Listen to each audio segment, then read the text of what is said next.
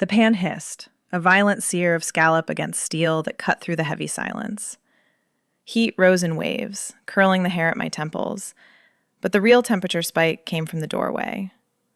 Judy stood there, a silhouette of sharp tailoring and expensive fabric against the darkened hallway.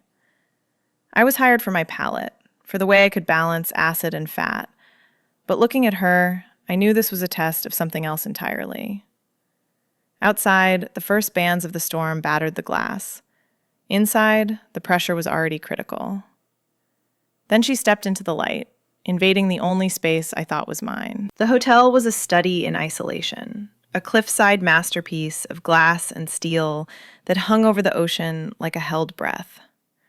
It was closed for the season, the corridors echoing and empty, stripped of the usual tourist hum. I liked it that way. I needed the quiet to think, to deconstruct the menu and build it back up before the grand reopening in spring. Or at least, that was the plan before she arrived. Judy wasn't just the primary investor. She was the architect of taste, a woman whose portfolio was managed with surgical precision. They said she could spot a failing restaurant by the way the napkins were folded, that she could taste the hesitation in a sauce. When she walked in that first morning, she didn't offer a hand. She didn't offer a greeting. Her eyes, cool and assessing, swept over my station, cataloging the knife kit unrolled on the stainless steel, the mise en place arranged in deli cups, the chaotic energy I brought to her sterile world. This kitchen was industrial perfection. Cold surfaces, induction burners, everything hidden away behind polished metal. My cooking was visceral, messy, driven by instinct and the smell of things browning in butter. We were opposites from the start, friction, waiting for a spark. "You're the talent," she said. Not a question, but a verification of assets. Her voice was low, smooth, like expensive whiskey poured over ice. "I'm the chef," I corrected, wiping my hands on my apron, feeling the defensive hackles rise. She moved further into the room, her heels clicking a sharp rhythm on the tile. "Talent is wild. A chef is disciplined. I'm here to see which one I bought." The power dynamic was etched into the architecture. She owned the glass walls, the imported range, the very ground we stood on. I just worked the burners. I turned back to the stove, feeling the weight of her presence like a physical touch between my shoulder blades. Most owners checked the numbers and left. They didn't care about the reduction or the sear, only the margin. But Judy wasn't most owners. She walked the perimeter of the kitchen, running a manicured finger along the edge of the pass. No dust, no grease, just cold, hard expectation. "The menu needs to be sharper," she stated, stopping just at the edge of my peripheral vision. "Last season was comfortable. I don't invest in comfort. I invest in desire." I looked up then, meeting her gaze. It was unflinching. "Desire is messy," I said. "Then clean it up," she countered, a challenge curling the corner of her mouth. "Precision creates longing. Chaos just creates a mess." The air thickened, charged with something that had nothing to do with the food. She was testing the boundaries, seeing if I would fold under the scrutiny or push back. I grabbed a shallot, my knife moving in a rapid, rhythmic chop. Thwack, thwack, thwack, a percussion of defiance. She watched the blade, not flinching as it moved millimeters from my fingers. It was a game of control. She wanted to know if I could handle the heat of her standards, or if I would burn out before the first service. The storm outside was just a rumor then, gray clouds gathering on the horizon. But in here, the barometer was dropping fast. I prepped with a focus that bordered on aggression, peeling, chopping, searing, trying to drown out the awareness of her scent. Something complex, like rain on hot pavement and bergamot. She didn't leave when the tour ended. She didn't retreat to the penthouse suite or check her emails. She pulled a metal stool up to the far end of the prep table, crossed her legs, and simply watched. The silence stretched, tight as a drum skin, waiting for the first strike. The rhythm of the knife hitting the cutting board became the only clock that mattered. Tack, tack, tack. I was breaking down shallots, the blade moving in a blur of steel, reducing the bulbs to a pile of uniform, translucent dice. It was muscle memory, a task I could do blindfolded, But under the weight of Judy's gaze, every slice felt like a wager. She hadn't moved.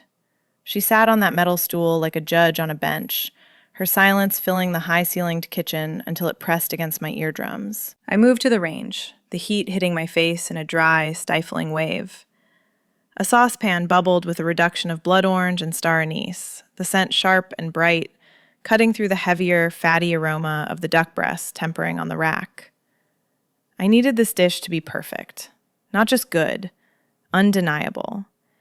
I needed to prove that my chaos had a purpose, that the mess she disdained was the birthplace of flavor. "You're rushing the reduction," Judy's voice cut through the steam. It wasn't loud, but it stopped my hand mid-stir. I didn't turn around. "I'm concentrating the sugars." "You're forcing it," she corrected. I heard the scrape of the stool legs against the tile. She was moving. Patience is a flavor profile, too. She came up beside me, close enough that the air shifted. The sterile, metallic smell of the kitchen was suddenly complicated by her. A scent of rain, expensive silk, and something warmer, like skin heated by wine. She didn't look at the pot. She looked at my hands, her eyes tracking the tension in my knuckles as I gripped the spoon. It was unnerving. She wasn't judging the food. She was dissecting my composure. I reached for the salt, my movement jerky. She caught it. Her hand shot out, intercepting mine before I could pinch the grains. Her fingers were cool, firm, and shockingly strong.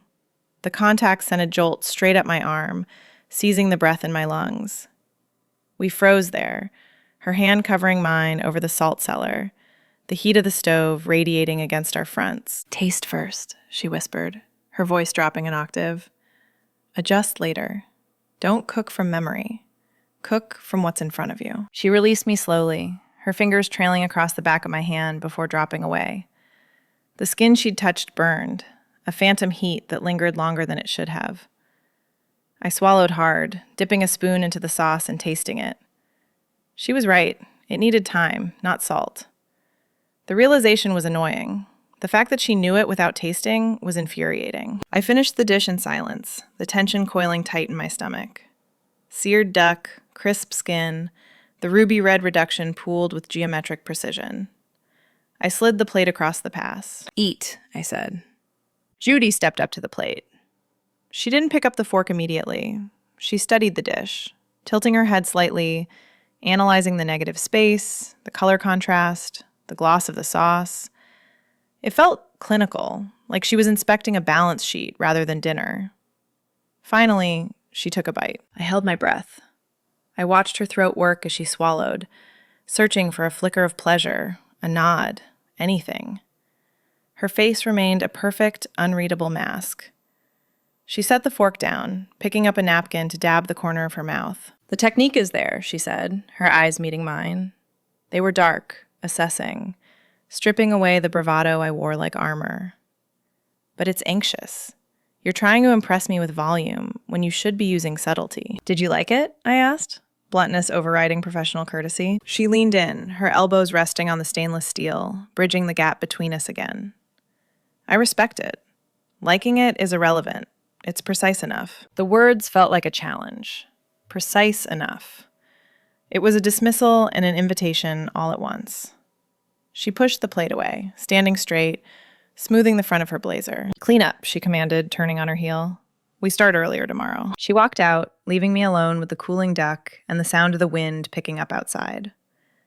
The critique stung, but the adrenaline pumping through my veins wasn't from the cooking. It was from that brief, electric moment where her hand had held mine down. She had established the hierarchy. She was the control, and I was the variable. But as I scraped the plate, I couldn't shake the feeling that she had enjoyed the friction just as much as the food. The days that followed blurred into a routine of high-stakes performance and silent observation. The week dissolved into a gray blur of early mornings and late nights, the boundaries of time washed away by the relentless rhythm of the kitchen. Outside, the world was vanishing. The coastal fog rolled in thick and heavy, swallowing the horizon line until the hotel felt like a ship adrift in a white void. We were the only two living things on board. The staff had retreated to the mainland before the weather turned, leaving us isolated in this fortress of glass and steel. I expected her to retreat to the penthouse, to govern from above. Instead, Judy colonized the kitchen. She set up her workspace on the far end of the stainless steel pass, her sleek laptop open next to my cooling racks. It was a violation of the unspoken treaty between front and back of house, but I couldn't kick her out. She owned the building. So, we existed in a strange, silent symbiosis. The staccato click of her keyboard became the counter rhythm to the hiss of my pans and the rhythmic thud of my knife. We ate standing up, leaning against the counters like weary soldiers. Lunch was whatever I was testing, a spoon of risotto, a slice of cured trout. She ate with that same terrifying precision, never spilling a drop, never making a mess. But the silence began to change. It shifted from the cold, sharp tension of an evaluation to something warmer, more intimate. It was the intimacy of survival. Small gestures began to bridge the gap, cracks forming in the professional ice. On Tuesday, I placed a double espresso next to her hand without asking. Short, dark, no sugar. She didn't look up from her screen, but her hand found the cup unerringly. "You're observant," she murmured, taking a sip. "I'm a chef," I replied, turning back to my stock pot. "I notice details." "So do I," she said. The way she said it made the hair on my arm stand up. On Thursday, I found a bottle of wine on my station after cleanup. A 2015 Barolo, opened, breathing, a single glass beside it. She was nowhere to be seen, but the offering was clear. It was an olive branch, or perhaps fuel. I drank it in the dark, the heavy, tannic wine tasting like earth and history, wondering what she was doing in the room above me. The real shift, however, wasn't in the wine or the coffee. It was in the eyes. I began to catch her watching me. It wasn't the critical scan of the first day, the investor checking her assets. This was different. I would look up from plating a dish, sweat cooling on my brow, and find her gaze fixed on me. She wasn't looking at the food. She was looking at my hands as I wiped a rim, or the line of my throat as I tasted a sauce. It was a look of hunger, stark and unflinching, that had absolutely nothing to do with dinner. The tension came to a head in the walk-in fridge. I had gone in to grab a bundle of thyme, the heavy door sealing me inside the insulated quiet. The air was crisp, smelling of ozone and chilled produce. I turned to leave, and she was there. She had followed me in, ostensibly to check the inventory tags, but the space was too small for two people who were trying to ignore each other. The door clicked shut behind her. The fan hummed overhead, a loud drone in the small metal box. She stood between me and the exit, her arms crossed, shivering slightly in her silk blouse. "You're out of heavy cream," she said, her voice sounding loud in the confined space. "I know. Delivery is Monday." "If the ferries run," she countered. She took a step closer. There was nowhere for me to go. I was backed against the wire shelving. The cold air should have been numbing, but the proximity to her was scorching. She reached past me, ostensibly to check a date on a crate of milk. Her arm brushed mine. It was a glancing touch, barely a graze, but it felt like an electric shock. I heard her breath hitch, a tiny, sharp intake of air that betrayed her composure. We froze. My back pressed into the cold metal shelf, the smell of her perfume, that bergamot and rain, overwhelming the scent of herbs. She didn't pull away. She stayed there, leaning into my space, her face inches from my shoulder. I could feel the heat radiating from her body, a stark contrast to the chill of the room. If I turned my head, my mouth would be on her neck. The thought wasn't just intrusive. It was a physical pull, a gravitational force dragging me toward her. "Judy," I breathed. A warning or an invitation, I wasn't sure. She pulled back sharply, the mask slamming back into place.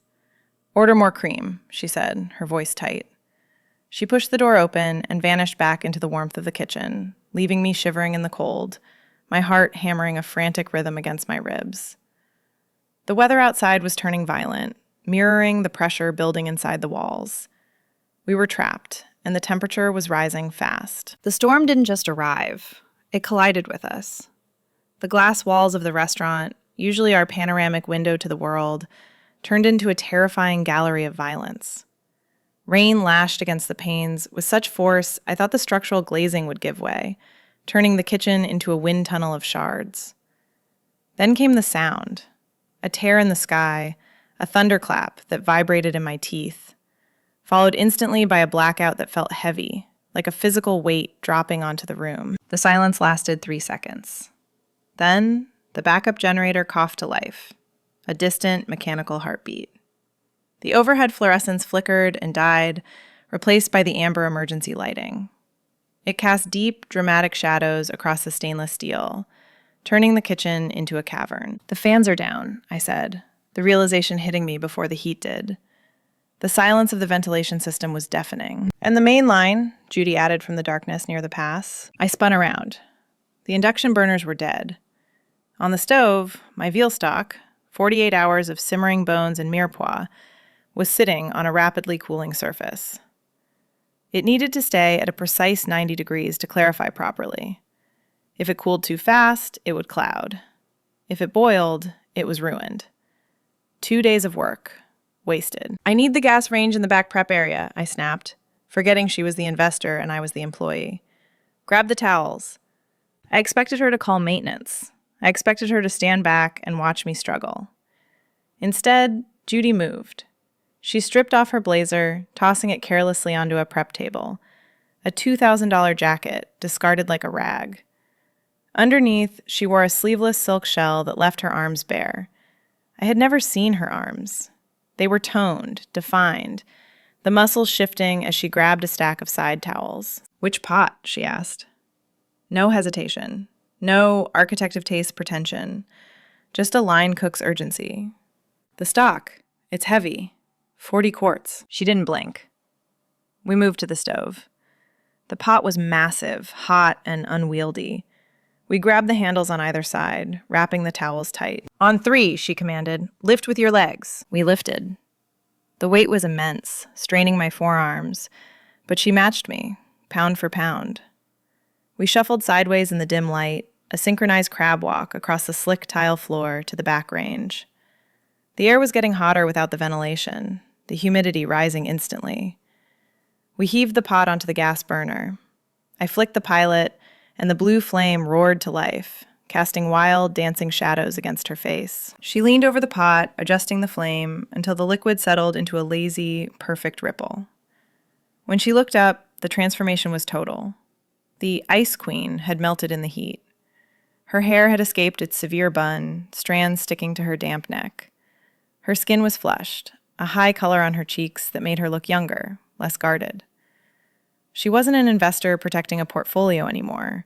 She was in the trenches. "You have good hands," I said, the words slipping out before I could check them.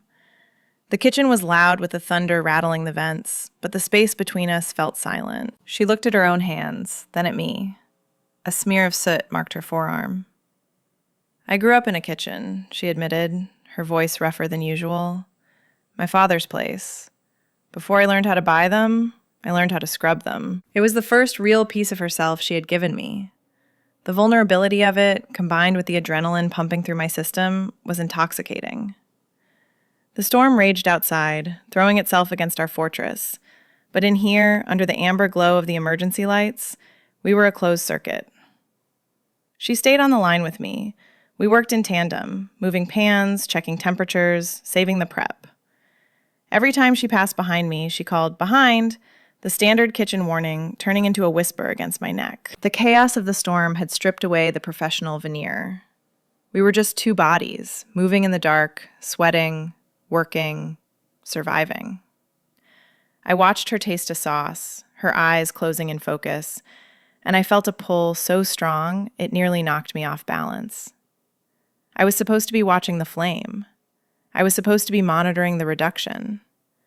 But all I could see was the way the sweat gathered at her collarbone, the way her chest rose and fell with the exertion. The danger outside was nothing compared to the danger standing 3 feet away from me. I turned to grab a ladle, my focus fractured, my mind entirely on the woman who had just deadlifted a stock pot in silk. The adrenaline was a drug, and I was high on it. I reached for the handle of the cast iron skillet on the back burner, forgetting, in that singular, stupid moment of distraction, that it had been sitting over the flame for 20 minutes. My hand closed around the black iron. The pain was white hot, a scream that died in my throat as shock stole my breath. The smell of searing skin hit me an instant before the agony did. I recoiled, the heavy pan clattering dangerously against the grate. But before I could curse, before I could even pull my hand back to cradle it against my chest, she was there. Judy moved faster than thought. One moment she was checking the stock, the next her hand was clamped around my forearm, her grip iron tight but not painful. She didn't waste breath asking if I was okay. She knew. She yanked me toward the prep sink, her movements efficient and terrifyingly focused. "Water," she commanded, not to me but to the room. She kicked the foot pedal, and the tap blasted icy water. She thrust my hand under the stream. The relief was instantaneous. The cold water shocked the burn, numbing the screaming nerves. But the sensation that drowned out everything else wasn't the temperature. It was her. Judy stood directly behind me, her chest pressed against my back, trapping me between the stainless steel basin and the heat of her body. Her hands were on mine, her fingers cool and slick with water, holding my wrist steady under the flow. I looked down at our hands tangling in the stream. My skin was red and angry, blistering already across the palm. But her fingers were pale, elegant, and incredibly gentle. The contrast was dizzying. The architect of taste, the woman who could dismantle a career with a raised eyebrow, was holding my hand like it was something precious, something fragile she was terrified of breaking. "Breathe," she whispered. Her mouth was right at my ear. I could feel the warmth of her breath against the sensitive skin of my neck, a ghost of a touch that sent a shiver racing down my spine, to collide with the throbbing heat in my hand. I tried to inhale, but the air in the kitchen had grown too thick, too heavy with the storm and the sudden, overwhelming proximity. "I'm fine," I lied, my voice shaking. "It's just a burn." "It's a second-degree burn," she corrected, her tone leaving no room for argument. She didn't pull away. She leaned in closer, her cheek almost brushing my temple. The smell of her, that complex mix of bergamot, rain, and now the sharp metallic tang of adrenaline, filled my head. It was intoxicating. It was dangerous. "You were distracted." "I was busy," I defended weakly. "You were watching me," she said. It wasn't an accusation. It was a statement of fact, delivered with a low, vibrating intensity that made my knees weak. She turned off the water, the sudden silence in the sink amplifying the thunder rattling the windows. She reached for a clean towel with her free hand, dabbing my skin dry with a tenderness that felt illicit. Then she turned me around. We were face to face now, inches apart in the dim, amber light. She still held my hand, cradling it in both of hers. Her eyes were dark, the pupils blown wide, searching my face. The professional distance was gone, incinerated by the heat of the moment. There was no investor here, no chef. Just two women standing in the dark, breathing the same charged air. "Does it burn?" she asked softly. Her gaze dropped to my mouth, then back up to my eyes. The question hung there, heavy with dual meaning. She wasn't talking about my hand anymore. "Yes," I admitted, and I wasn't talking about the hand either. She reached for the first aid kit on the wall. She worked with the same precision she applied to her portfolio. Antiseptic, gauze, tape. The scent of iodine was sharp, cutting through the humidity, a clinical smell that somehow made the intimacy feel even more forbidden. Her movements were fluid, practiced. She wrapped my hand, her fingers brushing against my wrist, tracing the blue veins there. When she finished, she didn't step back. Her thumb lingered on the pulse point of my wrist, pressing gently, feeling the frantic rhythm of my heart. It was a claim, a silent acknowledgement of the effect she had on me. "Be more careful," she murmured, her voice rough, stripped of its usual polish. "I can't afford to lose my best asset." "Is that all I am?" I whispered, the vulnerability slipping out before I could stop it. Judy froze. Her thumb stopped its caress. She looked up, her expression raw, the mask completely gone. For a second, I thought she was going to kiss me. The air between us crackled, static and desire pulling us together like magnets. "You know you're not," she said, the words barely audible over the storm. She released my hand slowly, the loss of contact hitting me like a physical blow. She stepped back, smoothing her silk top, rebuilding the walls brick by brick, but her hands were shaking. The storm outside was raging, tearing at the world, but the silence between us was heavier, loaded with everything we hadn't said. The adrenaline crash was physical, a sudden gravity that pulled at my bones the moment the crisis passed. It hit me about 20 minutes after the stock was stabilized and the gas range was turned low, a wave of exhaustion that made my knees feel like water. My hand throbbed in time with the thunder rattling the heavy loading dock doors, a sharp, rhythmic reminder of the distraction that had cost me. I finished the cleanup one-handed, a clumsy, frustrating ballet of wiping down stainless steel while cradling my bandaged left hand against my ribs. The kitchen, usually my sanctuary of controlled chaos, now felt hostile. It was too big, too dark, and without the comforting hum of the ventilation systems, the silence was suffocating. I walked to the back door and pressed my forehead against the cold metal frame. Through the reinforced glass, I could see that the world outside had dissolved. The access road was a river, black water churning violently over the asphalt. The ferry terminal lights were gone, swallowed by the driving rain and the pitch black of the storm. I wasn't going anywhere. The realization didn't bring panic. It brought a strange, heavy resignation that settled deep in my chest. I was trapped in a glass box at the edge of the world with the one person who had the power to unmake me. I made my way to the break room. It was a bleak, windowless closet off the dry storage, furnished with a lumpy couch that smelled faintly of stale fryer oil and despair. I grabbed a spare chef's coat from the rack to use as a pillow, bunching the stiff cotton into a ball. The generator hummed somewhere deep in the building's gut, a low, vibrating drone that traveled through the concrete floor. I sat on the edge of the couch, the springs groaning under my weight, and stared at the white gauze on my hand. The smart thing to do was lock the door, close my eyes, and pray for morning. The smart thing to do was remember that she signed the checks and I just cooked the food. But the air in the room shifted before I could lie down. I didn't hear her approach. She moved like a cat on the expensive tile, but I felt her.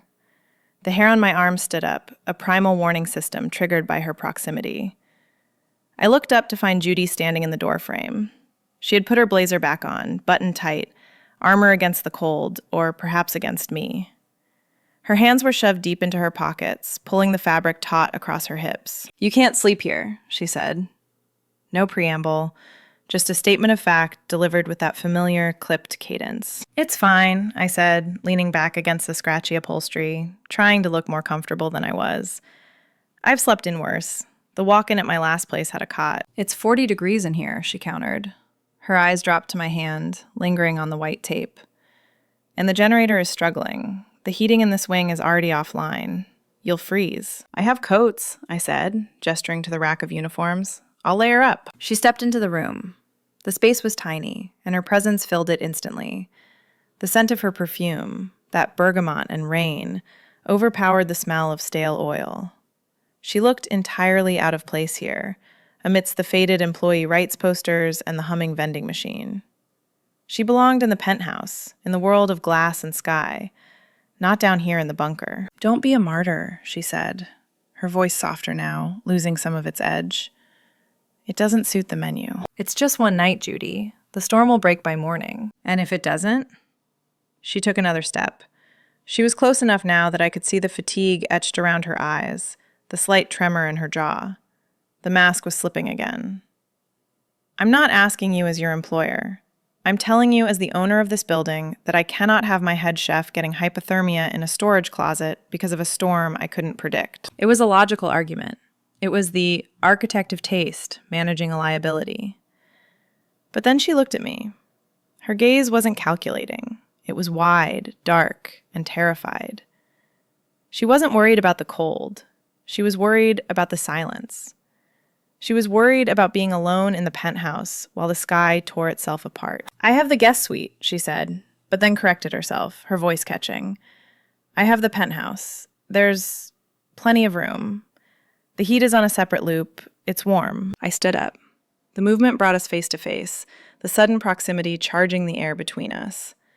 My hand throbbed, a dull ache that grounded me. "Judy," I started, not sure what I was going to say. "I need you to stay the night," she interrupted. The words came out fast, a command that collapsed into a plea halfway through. "Upstairs, with me." She held my gaze, unflinching, daring me to read the subtext.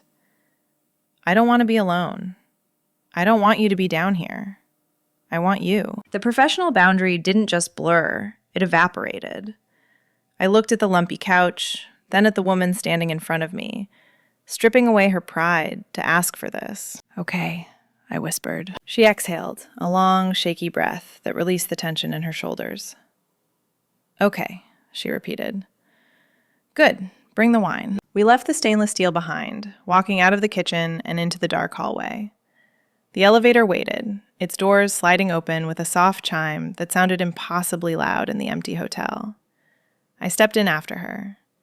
As the doors closed, sealing us in the small, mirrored box, the ascent began. We were rising away from the work, away from the rules, moving straight into the storm's eye. The elevator doors slid open with a hushed whisper, revealing a different world. If the kitchen was a temple of steel and fire, the penthouse was a sanctuary of silence. The air here was still, smelling faintly of cedar and expensive bergamot. My boots sank into carpet so thick it felt like moss, disorienting me. I was still wearing my chef's whites, smelling of seared duck and adrenaline, a rough, chaotic element introduced into this curated perfection. Judy walked ahead, her silhouette sharp against the panoramic windows. The storm up here wasn't a threat. It was a performance. Lightning fractured the sky, illuminating the room in strobes of violent white light, revealing low-slung velvet furniture and abstract art that looked like bruised skin. She didn't turn on the overheads. The only light came from the gas fireplace and the chaotic flashes from outside. Make yourself comfortable, she said, her voice absorbing into the soft acoustics. She walked to a wet bar tucked into the alcove. I'm opening the good stuff. I didn't sit. I felt like an intruder. I wandered to the window, cradling my bandaged hand. The ocean was a churning black void below, crashing against cliffs with a fury we couldn't hear through the triple-paned glass. It was terrifyingly beautiful, a violent chaos contained by engineering. Just like her. Here. I turned. Judy was standing right behind me, a glass of dark red wine extended. As I reached for it with my good hand, a flash of lightning lit her face. She looked tired. The lines around her mouth were deeper, the tension in her jaw more pronounced. And her hand, the steady, surgical hand that could plate a micro-herb with tweezers, was trembling. Just a little. A subtle vibration in the stem of the glass. That tiny tremor shattered the illusion of the architect of taste, more effectively than the storm ever could. She wasn't calm. She was barely holding it together. Thank you, I murmured, taking the glass. Our fingers didn't touch, but the transfer of weight felt intimate. She took a long swallow of her own wine, eyes closing for a second as the liquid hit. Then she walked to the sofa, a massive curved thing upholstered in midnight blue velvet, and sank into it. She kicked off her heels. The sound of them hitting the carpet was a dull thud that signaled the end of the workday. She patted the cushion beside her. Sit, please. You're making me nervous hovering like that. I sat. The velvet was soft, yielding, a stark contrast to the stainless steel downstairs. I sank into the cushion, the exhaustion finally catching up to me. We sat in silence for a moment, watching the fire dance behind its glass prison. Why here, I asked. You have properties in Paris, in Tokyo. Why hole up in a closed hotel on the edge of the Atlantic in the middle of winter? Judy swirled her wine, watching the legs run down the glass. Because it's quiet, she said, though the storm was raging outside. In the city, I'm the investor. I'm the portfolio. Everyone wants something. A signature, a loan, a critique. She turned to look at me, her head resting against the back of the sofa. Here, I'm just maintenance. I like the emptiness. Usually. Usually? Until you arrived. She took another sip, her eyes over the rim fixed on me. You're loud, you know. Not your voice, your presence. You cook like you're fighting the food. It echoes. I cook with passion, I defended, feeling the heat rise in my neck. Yes, she agreed, and her voice dropped that dangerous octave again. Passion. That's the variable I didn't account for. She shifted, turning her body fully toward me.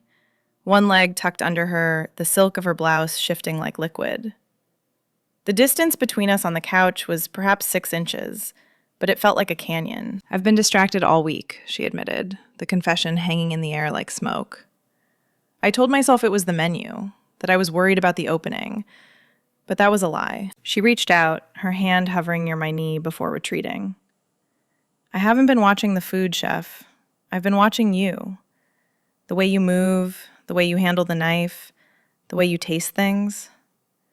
Her gaze dropped to my mouth, heavy and dark. It's been disruptive. My heart hammered against my ribs. This wasn't the investor talking to an employee. This was a woman admitting she was starving in a kitchen full of food.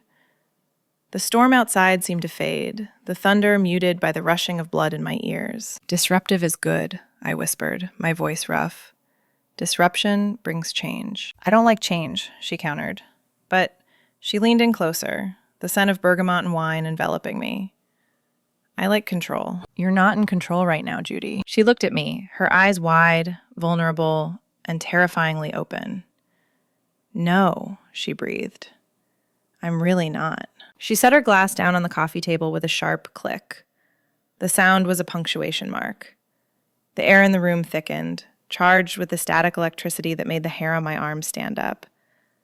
The space between us was no longer a canyon.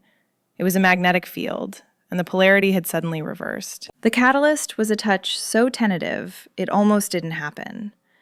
Judy reached out, her fingers hovering over the white gauze on my left hand. She wasn't checking the medical tape this time. She was checking the reality of the injury, or perhaps the reality of me. Her fingertips grazed the bandage, light as a breath, before sliding higher. She traced the line of my wrist, the sensitive skin of my inner forearm, moving past the rolled-up sleeve of my chef's coat. Her skin was cool, but it left a trail of fire in its wake. Does it still burn? She whispered, her eyes locked on mine. Yes, I breathed, but not the hand. That was the permission she needed. Her hand tightened on my bicep, pulling me forward, and the distance between us vanished. The kiss started as a question, a soft, hesitant press of lips that tasted of red wine and hesitation. It was the architect, testing the structural integrity of the moment. But the second I responded, the second I leaned into her and opened my mouth, the structure collapsed. The hesitation shattered. Judy made a low sound in her throat, a desperate noise that vibrated against my lips, and the kiss turned urgent. It was a collision of weeks of repressed hunger. Her hands, usually so disciplined, tangled in my hair, gripping tight, anchoring me to her. I tasted the oak of the Barolo, the sharp tang of her anxiety, and the overwhelming sweetness of her surrender. It was messy, it was chaotic, it was everything she claimed to hate, and she was drowning in it. My good hand found her waist.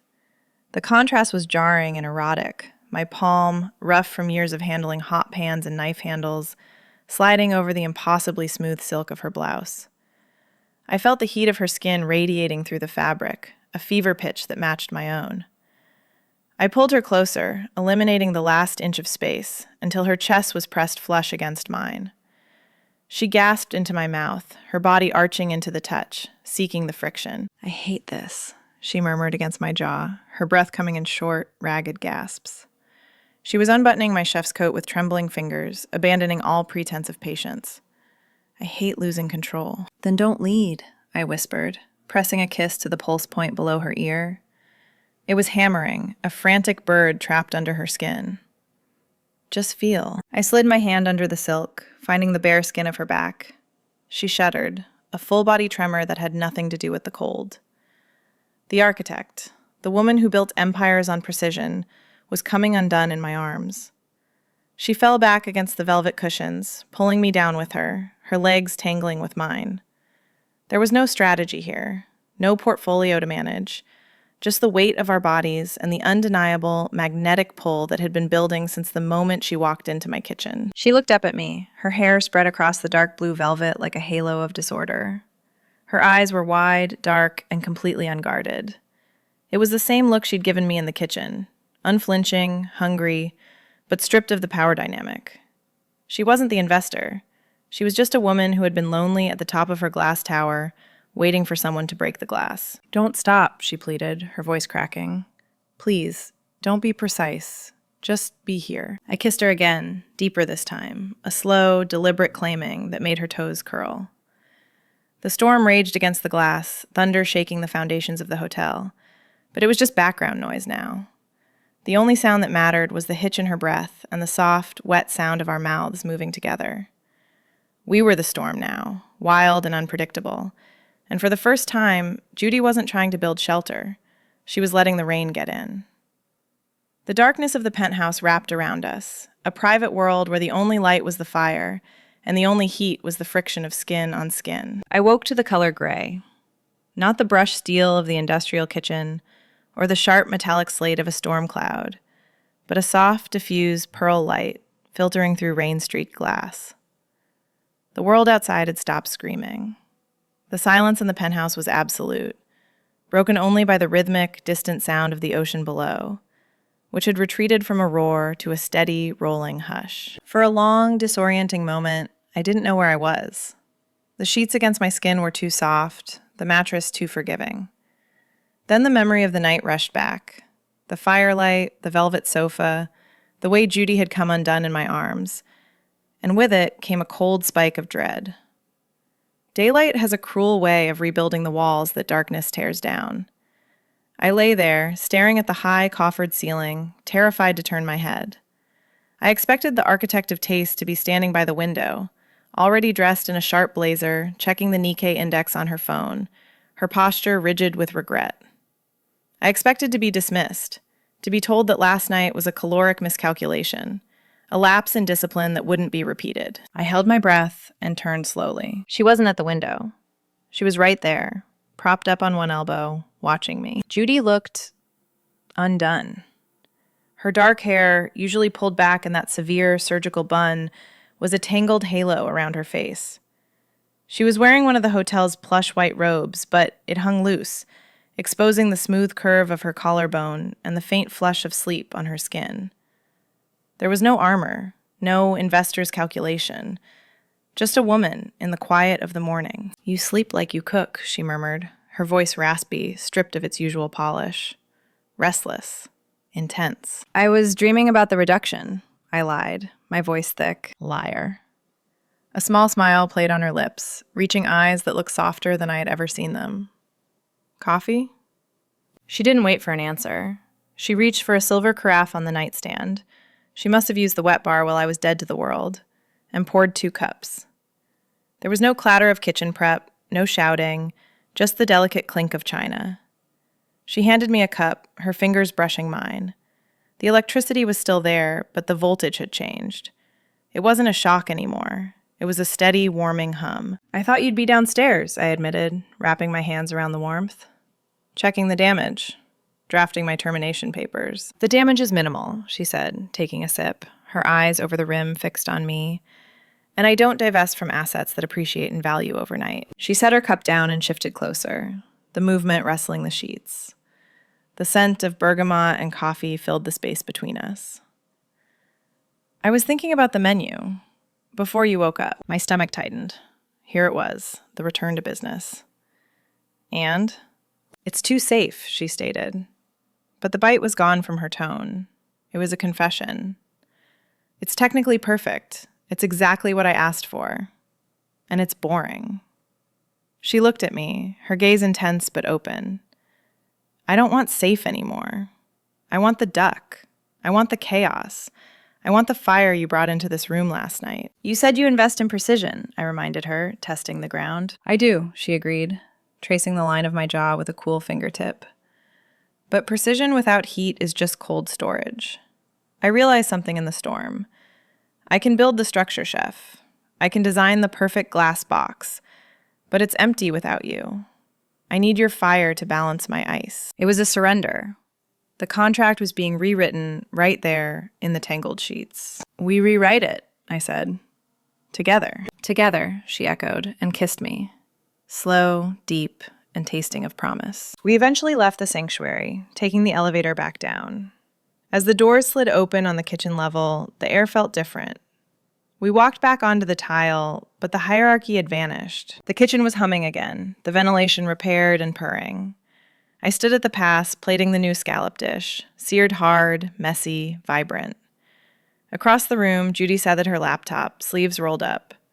She looked up, catching my eye. She didn't smile, but she didn't have to. The look was a secret shared in plain sight, a promise of the heat waiting upstairs. If you've ever found love in the chaos of a storm, subscribe and tell me your story in the comments.